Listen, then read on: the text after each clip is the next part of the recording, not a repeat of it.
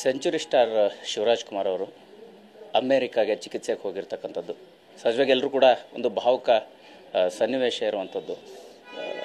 ಮಾತಾಡುವಂಥ ಸನ್ನಿವೇಶ ಅಲ್ಲ, ಬಟ್ ಆದರೂ ಕೂಡ ಅವರ ಅಪ್ಪಟ ಅಭಿಮಾನಿಗಳು ಮತ್ತು ಪುರೋಹಿತರು ಇವತ್ತು ಒಂದು ಅವ್ರಿಗೋಸ್ಕರ ಆರೋಗ್ಯಕ್ಕೆ ಚೇತರಿಕೆ ಸಿಗಲಿ ಅನ್ನೋದಕ್ಕೋಸ್ಕರ ಒಂದು ಹೋಮ ಮಾಡಿದ್ದಾರೆ. ಅವ್ರನ್ನೇ ಮಾತಾಡ್ಸೋಣ.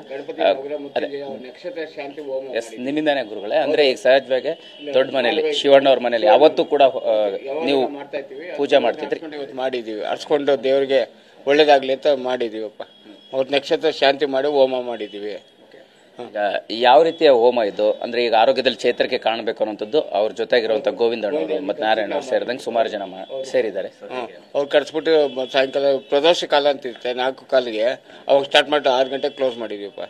ಅದು ಹೋಮ ಮಾಡಿ ನಾಳೆ ಪ್ರಸಾದ ಕಳಿಸ್ತೀವಿ, ನೋಡೋಣ. ಆದ್ರೆ ಟ್ರೈ ಮಾಡ್ತೀವಿ. ಗೋವಿಂದಣ್ಣ ಕಳಿಸು ಅಂತ ಹೇಳ್ತೀವಿ, ರಕ್ಷೆ ಇದೆಯಲ್ಲ ಅದು ಕಳಿಸು ಅಂತ ಹೇಳ್ತೀವಿ, ನೋಡೋಣ. ಈ ಹೋಮದ ಪ್ರಸಾದವನ್ನ ಅಂದ್ರೆ ಶಿವಣ್ಣವ್ರು ತಲುಪೋ ರೀತಿಯ ವ್ಯವಸ್ಥೆ ಮಾಡಲಾಗ್ತಿದೆ. ಹೋಮ ಮಾಡಿದ್ರೆ ರಕ್ಷೆಯನ್ನು ತಲುಪಿಸೋದಕ್ಕೆ ನಾವು ಟ್ರೈ ಮಾಡ್ತೀವಿ. ಆದ್ರೆ ಸಂತೋಷ ನಮಗೂ. ಈಗ ಯಾವಾಗಲೂ ಕೂಡ ನೀವು ಅಂದ್ರೆ ಅವ್ರ ಮನೇಲಿ ಪೂಜೆ ಪುರಸ್ಕಾರ ನೀವೇ ಮಾಡ್ತಾ ಬಂದಿದ್ದೀರಿ. ಸೊ ಎಷ್ಟು ವರ್ಷದಿಂದ ನಿಮ್ಮ ಅಂದ್ರೆ ಪೂಜೆ ಆಗಿರ್ಬೋದು, ಕೆಲಸ ಆಗಿರ್ಬೋದು ಅಲ್ಲಿಂದ? ಅಪ್ಪಾಜಿ ಇದ್ದಾಗಿಂದ ಮಾಡ್ತಾರೆ. ಸುಮಾರು ನಂಗೆ ಒಂದು 15 ವರ್ಷ ಮೇಲಾಗಿದೆ. ಅಪ್ಪಾಜಿ ಇದ್ದಾಗಿಂದ ಅವ್ರು ಶಿವಣ್ಣಂದು ಮನೇನೂ ಗೃಹಪ್ರವೇಶ ನಾವೇ ಮಾಡಿದ್ದು, ಪ್ರತಿಯೊಂದು ಮಾಡಿದ್ವಿ. ಗುರುಗಳೇ, ಈಗ ಇತ್ತೀಚೆಗೆ ಅವರು ಹೋಗುವಾಗ ಕೂಡ ಒಂದು ಪೂಜೆ ಮಾಡಿ ಹೋದ್ರು ಸೊ ಮನೆಯಲ್ಲಿ. ಸೊ ಅದು ಯಾವ ರೀತಿ ಪೂಜೆ, ಏನು? ಧನ್ವಂತರಿ ಹೋಮ ಮಾಡಿದ್ರೆ, ಧನ್ವಂತರಿ ಹೋಮ ಮಾಡಿ ಹೋಗ್ಯಾರಪ್ಪ. ಗಣಪತಿ ಮಾಡಿ ನವಗ್ರಹ ಮಾಡಿ ಧನ್ವಂತರಿ ಮಾಡ್ಯಾರೆ ಅವ್ರ ಮನೆ. ಆರೋಗ್ಯ ಚೇತರಿಕೆ ಬರಲಿ.